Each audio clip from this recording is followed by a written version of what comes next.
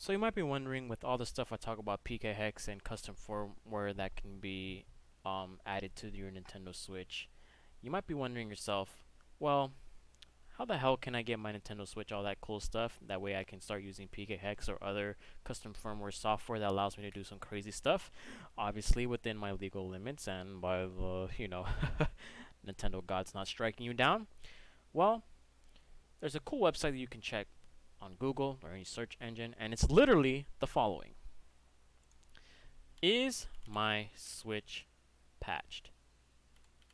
Literally, is my Switch patched.com.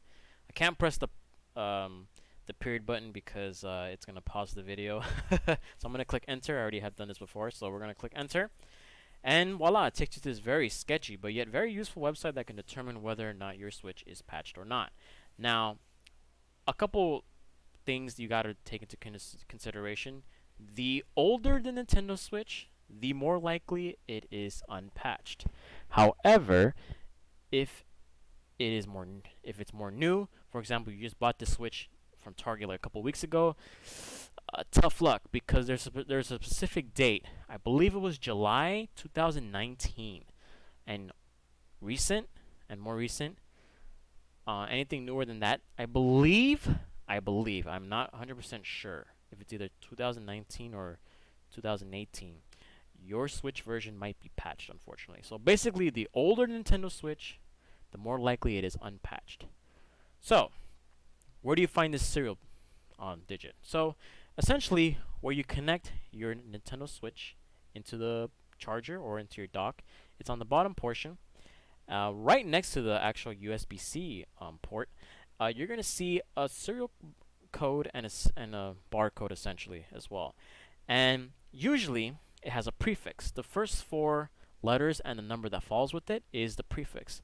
So let's say I'm going to use a random one, for example, and I'm going to say this one is my XAW1. Now, it says here, if you want to, how does it work? You pretty much have to put in your prefix and the first 6 digits. Alright, cool. So say, for example, I'm going to use a random serial digit again. I'm not going to use mine because I don't want to get stricken down. Rule of thumb, the more zeros it has, the more older Nintendo Switch is, if you get my drift. So let's say, for example, mine has 3 zeros. So obviously after the prefix, so after the 1, you're going to put in the first 6 digits, and I'm going to put 782. And it says, hooray, congratulations, your Switch is actually not patched. Cool, that's what's up. Basically, that means you're able to essentially install custom firmware. So that is the first step that you have to do in regards to determining whether or not you can actually do this stuff in the first place. Now, say for example, you have a Nintendo Switch Lite. I am not 100% sure if that works because you do need a recovery jig in order to use it, and for you to use a recovery jig to install custom firmware or to pretty much inject your payload into Nintendo Switch, you need to have the Joy-Con. I forgot what it's called. Pretty much the place where you can slide your Joy-Cons in.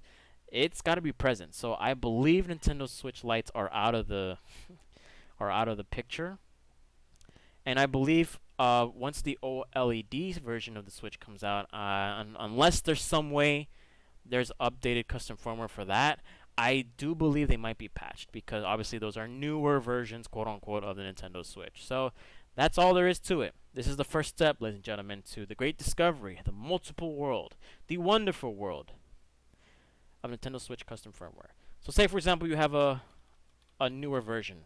I'm going to put in some random numbers. It will say here your console is definitely patched. That's a bummer. It's unknown. But say again, the more zeros you have, you got to check your Nintendo Switch serial code. The more zero it has, the more likely it is able to install custom firmware. I'm going to use a more recent number because usually these are more frequently in people's hands by now. Congratulations, it'll give you a custom version number. It gives you like a 4.0 point whatever. It can be any number you want. Of course, that depends on the age of Nintendo Switch. Congratulations, you can install custom firmware. Now obviously we are in version 13 of the Switch, and I get to hopefully upload that video in regards to how to finally install this custom firmware. I still have to figure out how to do it with a camera, because it's kind of hard just to show the screen and then show the Switch, and it's kind of annoying because I want to show simultaneously what happens. So pretty much that's all there is to it. I don't know what to expect with the video being dropped anytime soon. Like I said, I gotta work on the wording, and because of the recent 13.0.0 version of Nintendo Switch software dropping, a couple things have changed. So obviously, I have to get more updated. I was able to work around with it, and it took me about an hour and a half to figure out what the hell I just did. So, anyways, guys, it's your boy Franklin signing out. I will put this website in the description below for you guys to check out. Stay tuned. Hopefully the video drops soon. I can't really guarantee whether I will be able to do so, because YouTube and Nintendo are kind of annoying. But anyways, guys, signing out. Peace.